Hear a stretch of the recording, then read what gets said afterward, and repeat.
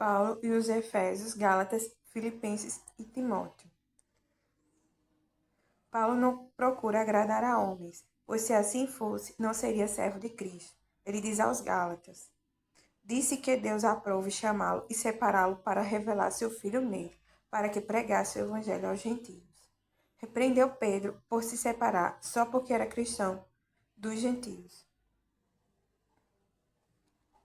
porque eram cristãos gentios. Disse que já estava crucificado com Cristo e vivia. Não mais ele, mas Cristo vivia nele. Estava perplexo com a igreja de Gálatas, que estava tentando voltar aos rudimentos passados que não salvam.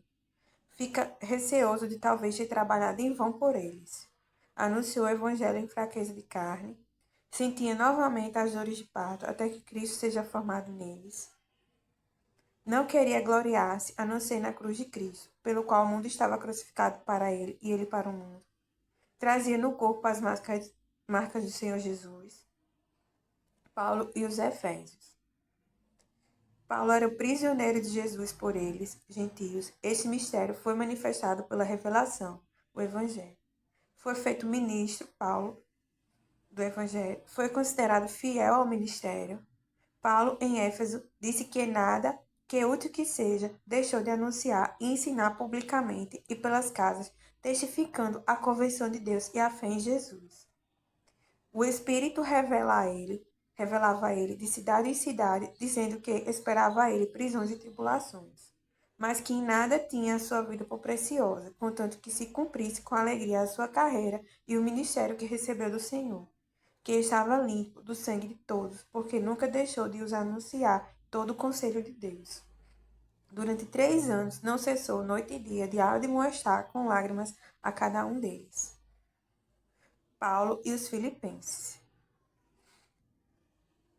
Paulo sentia saudades dos filipenses, que cooperaram com o evangelho com Paulo e fazia orações por eles, e Paulo dizia que os retinha no coração. As coisas que aconteceram com ele contribuíram para o maior proveito do evangelho, ou seja, suas prisões, pois muitos irmãos se animavam e também pregavam o evangelho. Tenho esperança que em nada será confundido. Antes, com toda confiança, Cristo será engrandecido no seu corpo, seja pela vida como pela morte. Para ele, o viver é Cristo e o morrer é lucro. Queria que os filipenses fossem fiéis para que no dia de Cristo possa gloriar-se de não ter corrido nem trabalhado em vão. Timóteo serviu a Paulo como um filho ao pai. Paulo relembra o que era no passado e agora o considera perda por causa de Cristo. Quer ser achado nele, em Cristo, e conhecê-lo e a virtude de sua ressurreição e a comunhão de suas aflições. Prossegue para o alvo. Aprendeu a contentar-se com o que tem, sabe estar abatido e ter em abundância, e podia passar por todas as situações naquele que o fortalece. Não procurava dádivas, mas procurava o fruto que aumentasse sobre eles.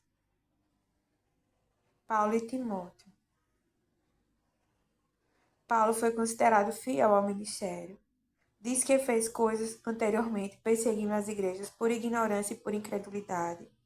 Paulo se considerava o principal pecador por conta do seu passado, mas que a graça de Deus o havia alcançado. Fazia orações noite e dia por Timóteo e se lembrava dele. Pede a Timóteo para não se envergonhar do testemunho do Senhor Jesus e nem dele, Paulo. Paulo foi feito pregador, apóstolo e doutor dos gentios, e por cuja causa padece, mas ele afirma que sabe em quem tem crido. Paulo foi abandonado por companheiros que estavam na Ásia. Alguns o ajudaram. Pede para Timóteo sofrer com ele as aflições. Paulo dizia que sofria trabalhos e até prisões como malfeitor, mas que a palavra de Deus não estava presa. E sofria também por amor dos escolhidos, para que eles também alcançassem a salvação. Paulo disse a Timóteo que está sendo oferecido por aspersão de sacrifício e que o tempo de sua partida estava próximo. Combateu o bom combate, acabou a carreira e guardou a fé.